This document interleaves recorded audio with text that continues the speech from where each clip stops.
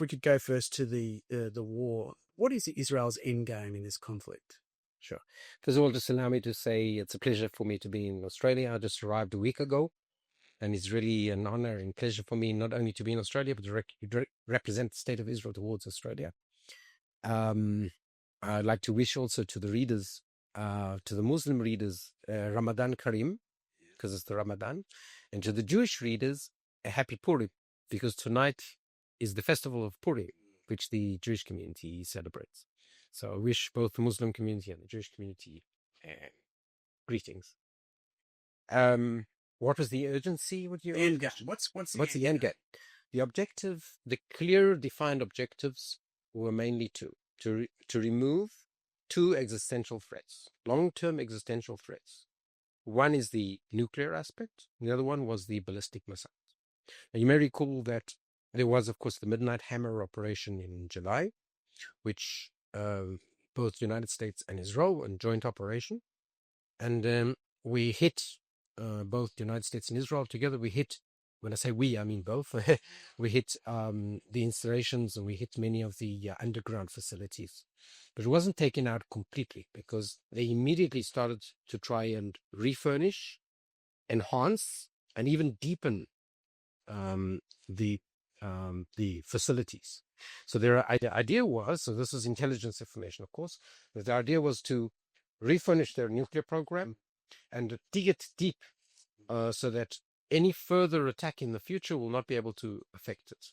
So this became an existential threat in the aspect that you could have, again, a nuclear program rushing rapidly towards military nuclear capability. That was always their intention, not civil.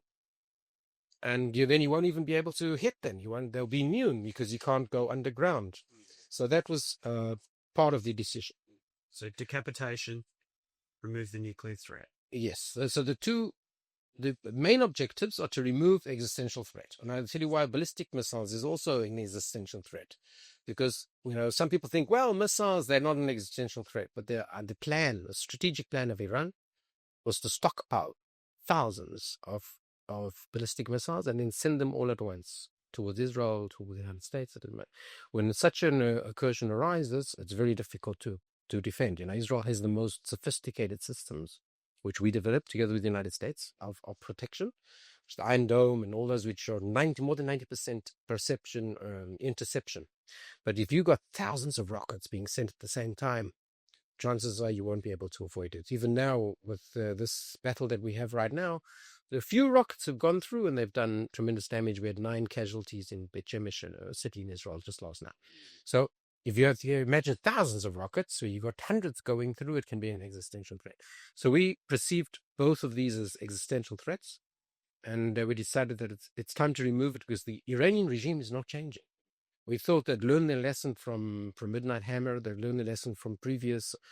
Everyone just wants the regime to change policy. No one has said we want to kill the regime. In fact, when Israel was reestablished in 1948, we extended our hand in peace and friendship to the entire Muslim and Arab world. And we had wonderful relations with Iran. And Iran, just when the Islamic Revolution took place in 1979, overnight, the Israelis were at risk. Their lives were in jeopardy. Started a witch hunt after the Israelis who were in Iran. There were Israeli companies working in Iran. There was wonderful relations. They declared Israel their enemy. Israel and America, death to Israel, big Satan, small Satan, and started persecuting and their comprehensive activity. So we want good relations with Iran. We also make a clear distinction between the regime and the people of Iran. So we want good relations, but it's quite clear that this regime is not going to change its policy. So we have to make sure. Be removed. Yeah, the existential threats must be removed. Yeah. If you ask if the objective is a regime change, of course, no one will cry when regime change takes place. And we lay the foundation for a regime change. Both President Trump has said that and Prime Minister Clear. But we're not going to, that's not the objective of the war, because the people of Iran must decide their destiny. We can't decide for them. So how long will Israel be involved in this war? Donald Trump says it could take 4 to 5 weeks. Will you be in it even longer, for the longer haul, until that existential threat? We'll be in it for as long as it is necessary for the attainment of the objectives. So if it takes time to hit all the nuclear facilities and make sure that they're not rebuilt, and to hit all the ballistic missiles. And we're also hitting at the leadership of IRGC and these other military corporations in Iran, in order to allow the option of freedom of the people of Iran, to free the people from the oppression of the regime. So we're creating the circumstances. However long it takes to do that, we'll be in it. We're not there for forever. We've got no intentions of taking over Iran, or even no territorial expansion. It's all clear for the objectives of self-defense, of removing existential threats and allowing the people to be free. I've got it. Now, does removing the existential threat mean that the IRGC or elements of the regime could remain? It could happen. It could be. Because Donald Trump said today that, he was open to talks. Yeah. No, it could be. We're not running after every single member of IRGC. In fact, it's quite impossible to do that. There were times when people said, but Israel going to kill every supporter of Hamas. And we said, no, that's impossible. Just like we're 80 years after the Holocaust, and there's still Nazis in the world. There are neo-Nazis in the world. We don't run after every Nazi. But what you don't have is Nazis ruling over Germany. And that's what we wanted to attain with Hamas in Gaza, that Hamas would not rule Gaza Strip anymore. We can't run after every supporter of Hamas or member of Hamas, but try and make sure that they don't have sovereignty, they don't have power to rule. And I think the same would be for Iran. We have to try and make sure that at least the IRGC, it's up to the people to decide, but at least the foundation is there that the IRGC does not rule the people of Iran. But in the end, it's up to the people of Iran. So so regime change is the ideal, but you say that that's ultimately going to be up to the people of Iran. Of course, no one will cry, at least not in Israel or in the United States and in Western countries, if a regime change takes place. And I think President Trump also said it categorically that he's laying the foundation for that. But that's not the objective, because we want to leave it up to the people of Iran. It's not Israel's place to decide for them who their leader is. Okay. And we've seen Hezbollah enter the war. Yes. Firing missiles at Israel. Yes. Israel's responded. How do you see the region of this war changing the region? We are trying to reshape the region of the Middle East. If you look at what's happening, it's a reshaping of the Middle East. You can see, just look at the facts here. You've got Iran attacking 7-8 different Muslim Arab countries. They attacked Oman, they attacked Bahrain, they attacked UAE, we were talking about, these are dramatic events. When you've got, for instance, El Noemi, who's one of the leaders in UAE, he was interviewed today and he said, just the attacks on them show how the campaign against Iran is justified. Because this is the regime. You imagine if they had nuclear capability. They've got no checks and balances. It's a rogue terrorist regime, number one state supporter of terrorism. They've got it's a comprehensive issue. It's not just nuclear. It's not just ballistic missiles. It's human rights. It's oppression of the people. It's destabilizing the Middle East. So Hezbollah is a good example, because that's one of their proxies. If there wasn't Hezbollah in Lebanon, strong chances, probability that we would have peace with Lebanon.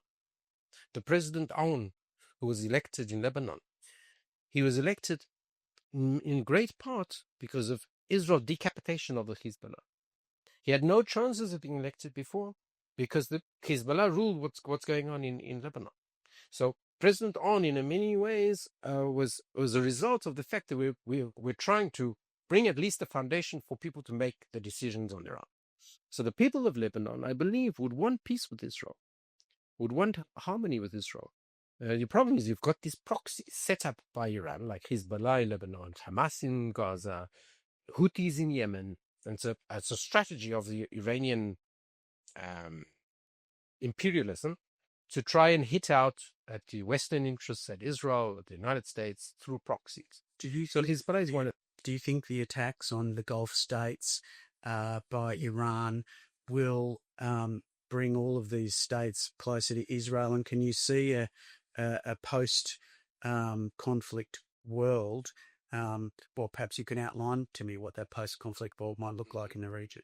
Sure. Even before these activities, we went forward with what's called the Abraham Accords. It's the first time that 4 Arab states came forward and said we make peace with Israel, and that exemplifies or demonstrates the fact that the core issue of the conflict in the Middle East is not Israel's behavior or Israel's activity. It's the fact that they never came to terms with the existence of the state of Israel. They were not prepared to accept Israel in any borders. And that was the core issue from the beginning when Israel was established in 1948, extended a hand of friendship and peace to the entire Arab and Muslim world. And there was what's called the 3 no's, the negatives of Khartoum, where the Arab world came together and decided no peace with Israel, no recognition of Israel, no even talks with Israel. So our hand was extended with no reply. Slowly but surely, we've made peace with Egypt and Jordan. We've come to terms, at least understandings with the Palestinians through the Oslo Accords. And then we have the Arab Accords. And what does the Arab Accords show? That once a state like UAE is prepared to recognize Israel, there's peace immediately. Israel is not the problem. Israel is the solution. And once they understand that Israel is not their enemy, but Israel is an ally, then they come forward and they make peace. And that's how we made peace with UAE, Bahrain, Morocco. So the vector is positive. And these other countries, which are now attacked, like Oman and other countries, it's up to them to make the decision. Israel is there. Israel is ready to make peace anytime. It's just for them to make the decision that they come to terms with the existence of the state. Do you foresee a widened, expanded Abraham? Yes, I do. Definitely. I think yes, it's a part of this confrontation right now, which is really confrontation between moral and immoral, between right and wrong. If the hands of the United States and Israel and the Western world come out strong, then part of their fear will be diminished. There's a lot of fear out there. I can tell you something which is a bit sensitive, but I was part of this. I visited UAE and other countries even before the peace was established, the Abraham Accords. And we heard from the leadership very often that their concern is not Israel. They knew that Israel is an ally. Their concern was more from the radicals, from Iran and countries like that, and might hit out, attack their facilities, attack their infrastructure, which is millions and billions of dollars, right? So very often people would say, oh, look, I want peace with Israel, but is it worth it for me to make peace with Israel and then have my oil tankers attacked, right? So this was a dilemma which we had to overcome, which we did. And then many of these countries, 4 of them at least, came forward and made peace. I think that the other countries, there's a short list and a long list of countries that could come next, and I think they will come if they understand that the fear from the power from Iran and the radicals is diminished. They will come forward with peace with Israel. The real distinction today in the world is not between Jews and Muslims or Christians and Muslims. The real distinction is between radicals and moderates. And the moderates are in the same camp. So Israel can find itself in the same camp with UAE and Bahrain against the radicals of Islam. The radicals of Islam are their enemy even more than their enemy of Israel. Anthony Albanese says Australia stands with the brave people of Iran, but has pointedly refused to endorse the military action. Is this enough, what he's saying? Well, they did express support of the operation, which I commend. Both Albanese and the Foreign Minister Wong and the 3 leadership, they did come out with a statement. They support the operation against Iran, and I think that that's a principled stand, which is important. They're on the right side of history and not on the wrong side. There's some people who come out who are even against the operation, and you can't even. It's so absurd. They're coming out supporting a regime like Iran, which is an evil terrorist regime that oppresses the people, is against any progressive value that you can think of, whether it's human values, women's status, LGBTQ who are murdered, they hang gays, they kill women for not covering their hair. This is the regime that they're supporting. It's unbelievable. I think it's possibly a bit nuanced in the fact that though they said, they support the people of Iran, but they weren't specifically supporting the US and Israel in their... Well, they said they support the US. They didn't mention Israel, but they said they support the US campaign, which was stated categorically in the first statement that came out last night. And that we commend it.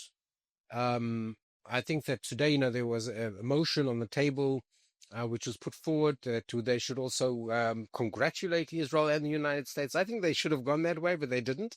That's my only criticism, let's say. But I would say that they took the right side. They took the right side of history, and they took a principled stand, and we commend them for that. And what were your writing instructions coming into this job from your foreign minister?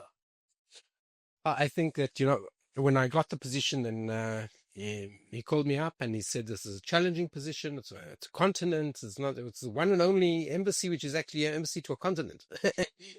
So it's Australia has, in Australia has a lot of love for Australia and Israel. It's, and people, it's like, I don't know, exotic, or because maybe the animals, the nature, there's a lot of nature in Israel. I'm a lover of nature as well. And you think of Australia and the beaches, and the coral reef, and Australia it's got a lot of admiration in Israel. So he called me up, yeah, and he said, look, it's a challenging position also because of the politics that is going on. We trust you to make a change. So I'm coming here to try and make a change, and try and make a change for the good, that we're historical allies. We even fought together. After the First World War and the Second World War, we fought together in order to redeem lands from Ottoman Empire. Anzac was active with Jewish Legion, and they fought the Ottoman. From the beginning, we fought together. We're natural allies because we uphold the same values. All the values that people of Australia care for, Israel is an upholder and a beacon of them, whether it's women's status, whether it's LGBTQ, anything you name it, and freedom of press, multi-party system. You don't have that in any other. We were the only one and only democratic state in the Middle East. So we uphold all of these values which are so dear to the Australian government and the Australian people, and therefore it's only natural that we should be allies. Now, I am aware of the fact that the Palestinian issues come into the rights and fly in the internet, right? Yeah. But we say it's legitimate to have differences of opinion. I think that if they understood the situation, then we wouldn't even have differences of opinion, because our stand is really justified, and there's never been, there's strong accusations against Israel. Genocide, starvation was never true, and we can prove it. But there's slogans that are spread, popular slogans, which are untrue. We have a left-wing government here. There is some in elements of it ingrained criticism of Israel. I'm aware of that. We have an anti-Semitism problem. Yes. What do you? How do you hope to improve this? So I say to those who are anti-Semites, I don't have much to say. They're bent on hatred, and they're bent on the killing of Jews and the annihilation of the state of Israel. I don't have much to say to them, except that in many ways they should change their ways, or they're totally immoral. But to the innocent, let's say, or naive Australians who are swept up in this tide, I would say to them, please start checking the facts, sticking the truth. There was no genocide. There wasn't intentional starvation of Gazans. You can go into the details if you want to. Many of them just don't want to hear the truth. There's that statement, don't mix me up with the facts. So I'm prepared to mix them up with the facts. But in final analysis, you mentioned political side, which is more criticism, I'd say, fine. We're also entitled to have differences of opinion. Even if I think that if one knew the facts, there wouldn't be a difference of opinion. But okay, you have a difference of opinion, but we shouldn't allow that to interfere or derail the bilateral relationship and multilateral relationship between Israel and Australia as close allies who share the same values. We should go back to that fundamental basis. You say we're close allies, but we don't have an alliance as such. And do you hope to forge some official? I would like to document, yes. Or perhaps we didn't have an official alliance, but we did have very close understandings, and there was a feeling of a kinship, like an alliance or a strategic alliance between Israel and Australia over decades. Go back into prime ministers of Australia who visited Israel, and we had tremendous strategic sharing of information and sharing of practical stuff. Considering the things that Benjamin Netanyahu said about Anthony Albanese and so on back and forth, do you think there needs to be a formal upgrading of the relationship? I would like for that to happen. And I think that we must look over the difficult periods. They were difficult periods. The recognition of Australia of a Palestinian state was very hard for Israel to swallow, especially because it was in the middle of the war with the Hamas. It was a prize to the Hamas. It was seen in Israel as a prize for terror and a prize for the actions of the Hamas, which were, they killed 1,200 Jews in one day. It was the hardest attack against Jews since the Holocaust. So it was hard for Israel to accept that. It was coming from an ally like Australia. And there were responses. But I think that we have to look at the best interests of both Israel and Australia and the world. And the best interests of both and values is for that kinship to come back. Return to a strategic dialogue, at least. You can promote a strategic dialogue, start discussing the issues in depth, and practical cooperation. There are many things that Israel can do which will be of great benefit to Australia. Australia has its concerns as well, whether it's Asia, whether it's the Indo-Pacific region. Israel has a lot of contacts there, a lot of things are going on. The Prime Minister of India was in Israel just 3 days ago. One of the fantastic visits we've ever had. A real close friendship with Israel. Deals were signed for more than $2 billion. We're talking about relations which encompass Asia and Indo-Asia. So there's a lot of benefit that Australia can get from this relationship. I'm not talking about security issues and intelligence sharing and all these issues that we can develop. And there's a lot of benefit we can get from Australia. So a regular strategic dialogue, like an annual sort of 2+2 or something? Yeah, but enhance the relationship.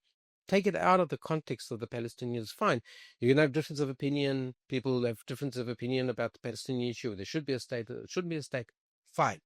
But let's build a relationship not in that association. The bilateral relations should not be held captive because of the Palestinian issue. Is the ICC thing hanging over Benjamin Netanyahu a problem for this? The ICC? The International Criminal Court? Oh.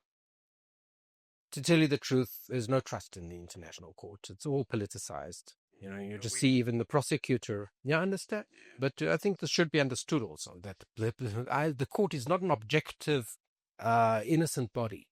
The prosecutor himself was under allegations, and we can easily say that in order to get out of allegations, one of the best ways is to accuse Israel. So we find that all the time.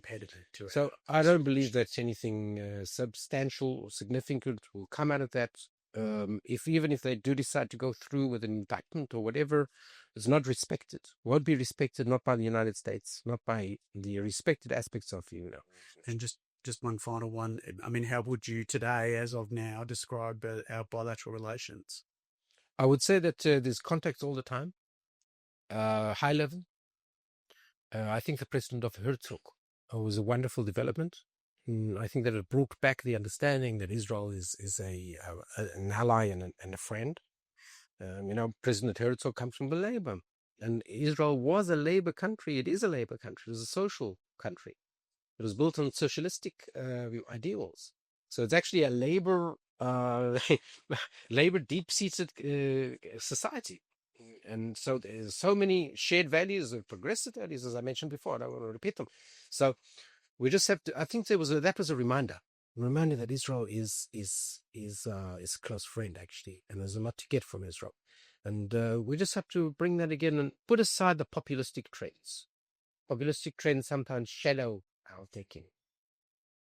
Thank you, Ambassador, and welcome to Australia. Thank you.